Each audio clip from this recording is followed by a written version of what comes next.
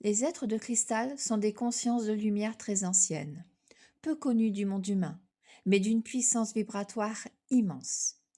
Ils ne sont pas incarnés, ils ne le seront jamais.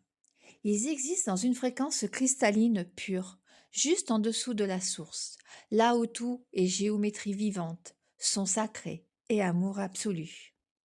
Dans les mémoires atlantes, bien avant la chute des temples, les chamans et les guérisseurs savaient déjà œuvrer à leur côté. On les appelait les chirurgiens invisibles de l'âme. Ils ne parlent pas, ils vibrent.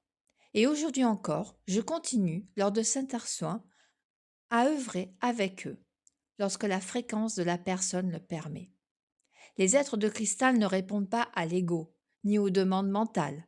Ils répondent uniquement à une ouverture sincère du cœur.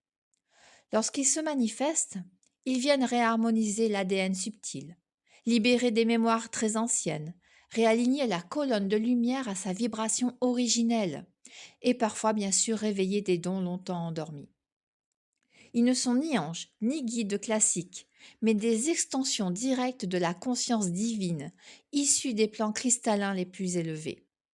Dans le chamanisme atlante, ils interviennent lors des soins sacrés profonds, en traversant un canal humain vibratoire près.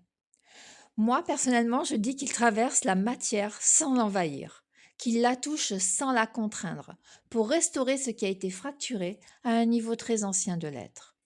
Ils réparent ce que le mental ne peut atteindre. Ils agissent là où la seule vibration peut accéder. Mais ils ne viennent jamais sur demande, ils viennent quand l'âme est prête.